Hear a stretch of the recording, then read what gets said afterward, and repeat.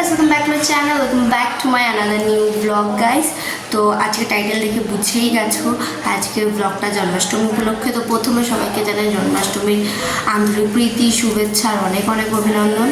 তো আজকে সারাদিন দিনটাকে কীভাবে কাটাই, পুজো কীভাবে করি, সব কিছু তোমাদের সঙ্গে শেয়ার করব। ভিডিওটাকে শেষ অবধি দেখবে, আর যদি ভিডিওটা ভালো লাগে একটা ছোট্ট লাইক করে দেবে, চ্যানেলটাকে সাবস্ক্রাইব করে দেবে। আর এইভাবে রয়েছে তার জন্য সরি, জাস্ট আমি স্নান করে বেরোলাম, দেখে বুঝতেই পারছো। তো চলো ভিডিওটা কন্টিনিউ করা যাক, বেশি বকর বকর না করে। তারপর সোজা চলে যাই ঠাকুর ঘরে, গিয়ে দেখি মা মোটামুটি সব গুছিয়ে রেখেছে। আর এইদিকে ভাই ঠাকুরের জায়গাটা বেলুন দিয়ে সাজাবে বলে বেলুনগুলোকে দেখলাম ফুলিয়ে রেখেছে। তারপর আমি শুরু করে দিই ঠাকুরের ভোগ বানানোর জন্য। তো প্রথমেই আসল কাজ, যেটা ছাড়া জন্মাষ্টমী অসম্পূর্ণ, সেটা হচ্ছে তাল ঘষতে ঘষতে আমার হাত মোটামুটি অবস্থা খারাপ।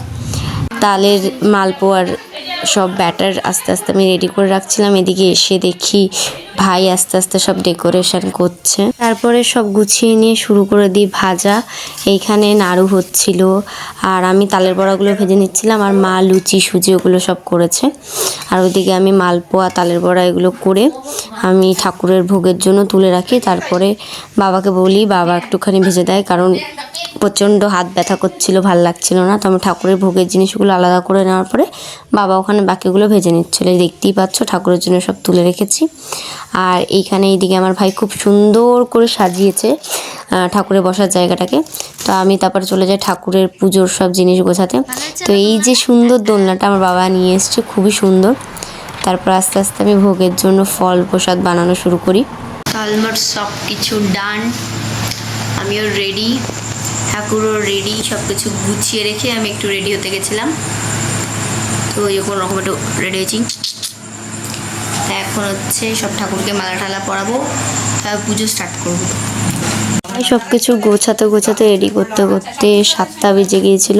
এখানে দেখতেই পাচ্ছ সব ঠাকুরের ভোগের জিনিস, ফুল সব আমি রেডি করে রেখেছি আর খুব সুন্দর করে গুছিয়ে রেখেছি। এরপর ঠাকুরকে স্নান করিয়ে বসাবো। এখানে ঠাকুরের সব ভোগের জিনিস যেগুলো বানিয়েছিলাম ওইগুলো সব সুন্দরভাবে গুছিয়ে রেখেছি। তারপর আমি আস্তে আস্তে ঠাকুরকে স্নান করাবো। স্নান করানোর পর সব পুজো দেব। তারপরে আস্তে আস্তে আমি পুজোয় বসে যাই। তবে জন্মাষ্টমীর মন্ত্র বলতে আমি সেরকম কিছুই জানি না, শুধু এইটুকু জানতাম যে ঠাকুরকে পুজো করতে হলে মন ভরে ডাকতে হয়। তো মন ভরে ডেকেই পুজো দিয়েছি। আদার্স আমি কোনো মন্ত্র সেরকম কিছু আমি জানি না। যাই হোক, যেহেতু আমি ছোটোবেলার থেকে মোটামুটি পুজো করতে খুবই ভালোবাসি, তার জন্য আমি সব রকম পুজোই মোটামুটি করতাম। তবে যবে থেকে আমার বাড়িতে গোপাল এসছে তারপর থেকে আমি জন্মাষ্টমীটাও করি বিগত 5-6 বছর। তো ওকে আমি 2019 সালে আমার বাড়িতে আনি, যখন আমি ফার্স্ট টাইম বৃন্দাবনে যাই। তার আগেও যে আমি কখনো গোপাল বাড়িতে প্রতিষ্ঠা করব বা আনবো সেই সম্বন্ধে আমার কোনো ধারণা বা খুব যে ইচ্ছেও ছিল না।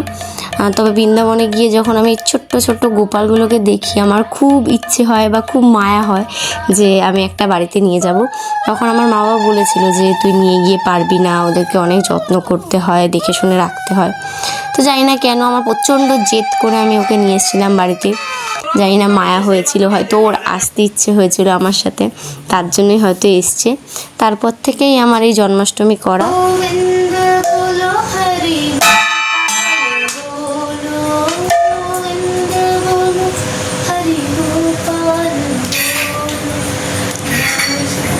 আমার পুজো শেষ করতে মোটামুটি 10:30-11টা বেজে যায়। তো এইভাবেই আমি আমার জন্মাষ্টমীর দিনটা পালন করি। আশা করি তোমাদের ব্লগটা ভালো লেগেছে। Thank you for watching. Hare Krishna.